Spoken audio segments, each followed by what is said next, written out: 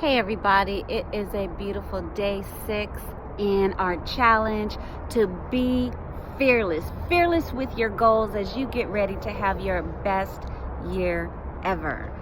Well, I imagine you've had some great years. There's been some ups, some downs. That's everybody's life. But what we're talking about is getting ready to do some new things, some things that maybe it's been in your mind to do for some time, some things you've been working on, maybe some things you've been sitting on. But right now, how can we be fearless and just move forward from where we are to where we want to be? All right. Well, as we're thinking about that, I was in the gym this morning and I was thinking about our topic. And lo and behold, while I'm working out, life is in session outside of the gym. And by the time I got home, I got a phone call. A phone call that took me back to 10 years ago. So let me give you the background. I have 2 sons. Most of you, or many of you, know that. And of my 2 sons, the younger one was diagnosed at 10 days old with a blood disorder.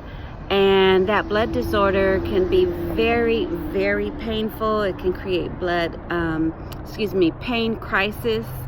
And if that pain crisis can't be controlled, it requires hospitalization, sometimes transfusions, all of these things.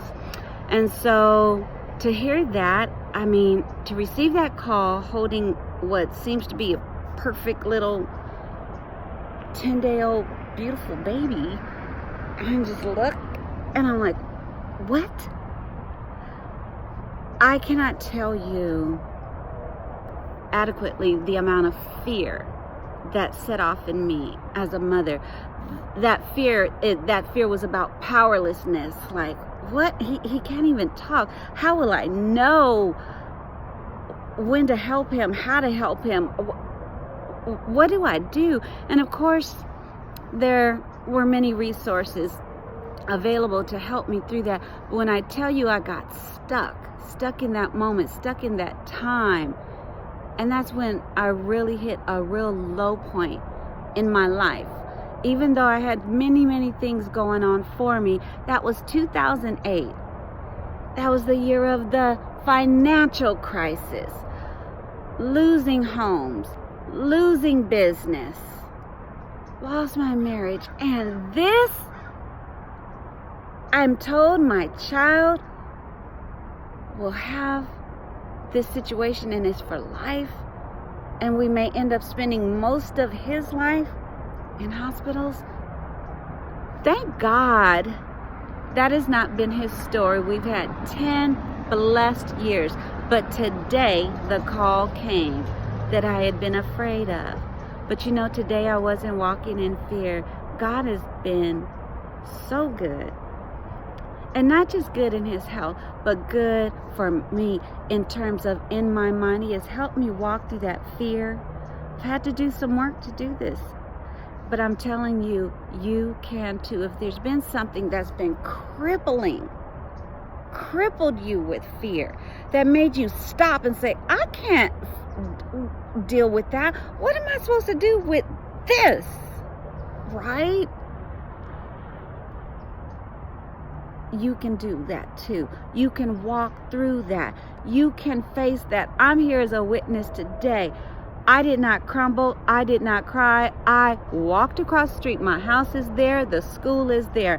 I'm sitting outside of my house sharing a video with you from a place of power and peace. I've already prayed. I've prayed with my son. We have given thanks and gratitude that he has been so healthy for these 10 years. And now the call has come that he's having some pain today.